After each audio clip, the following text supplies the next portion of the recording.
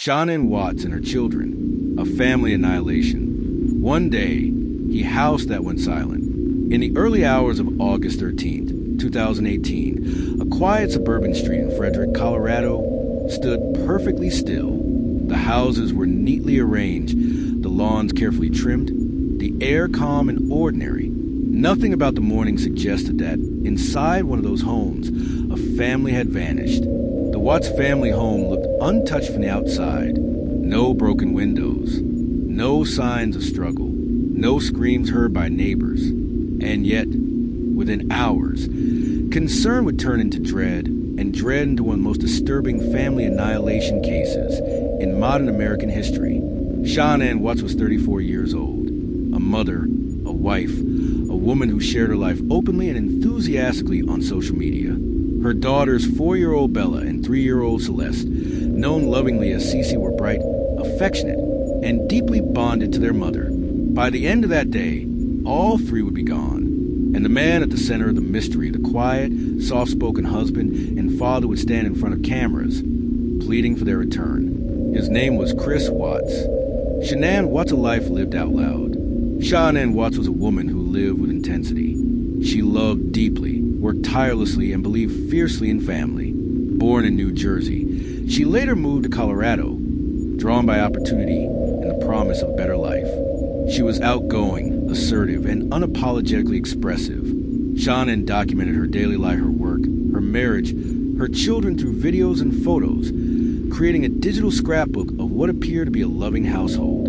But behind the smiling images was a woman carrying heavy emotional and physical burdens.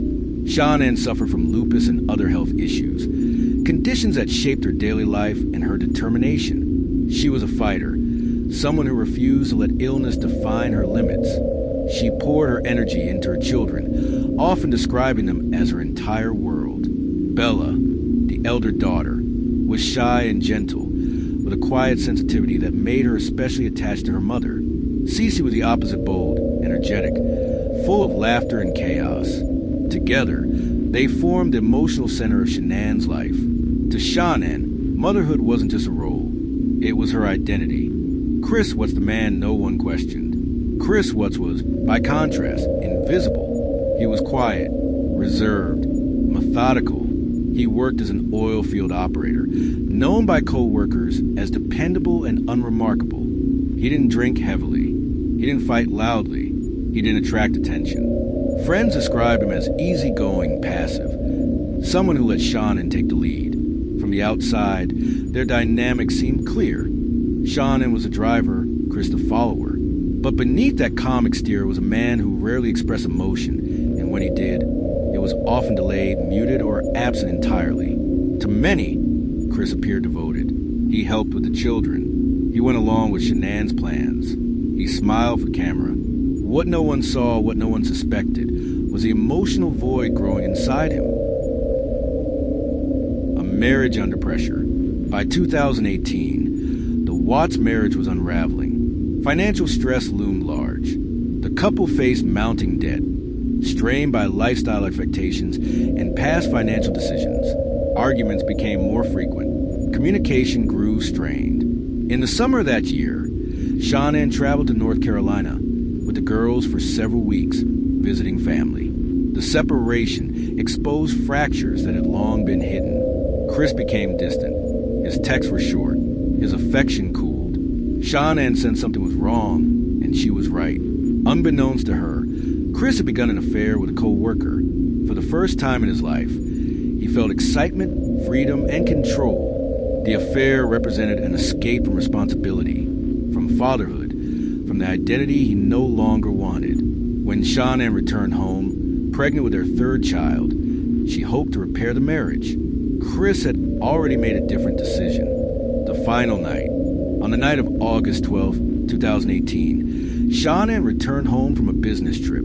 It was late after 1:30 a.m. She was exhausted, emotionally drained, and anxious about her failing marriage. What happened next would later be pieced together through evidence, confession, and haunting detail.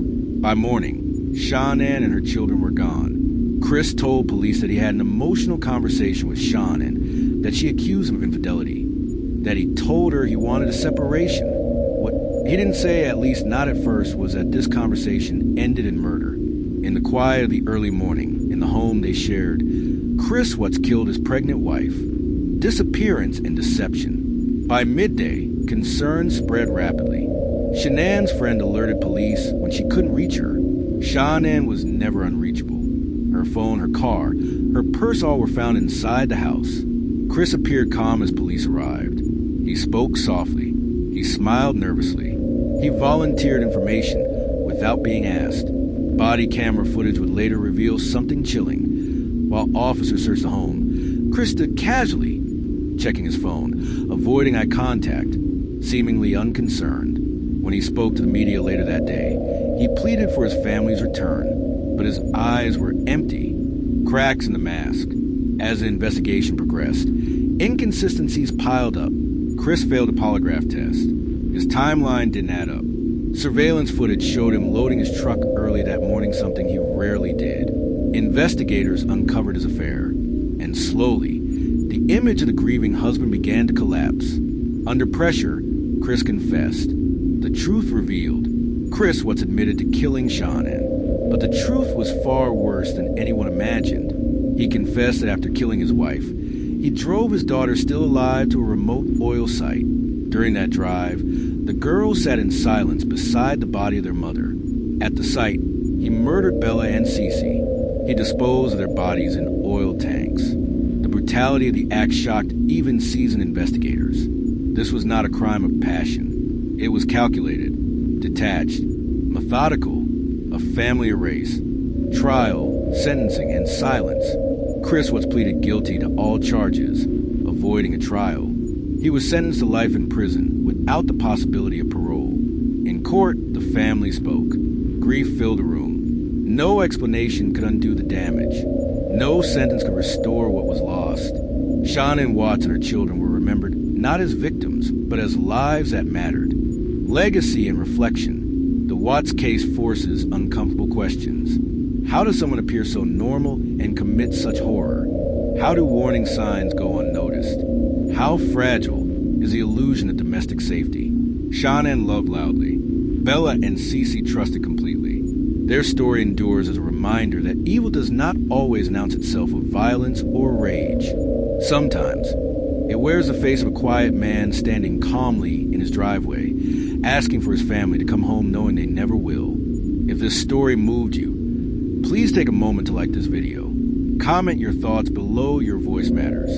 And subscribe and follow Silent Case Files for more true crime stories that deserve to be told. Thank you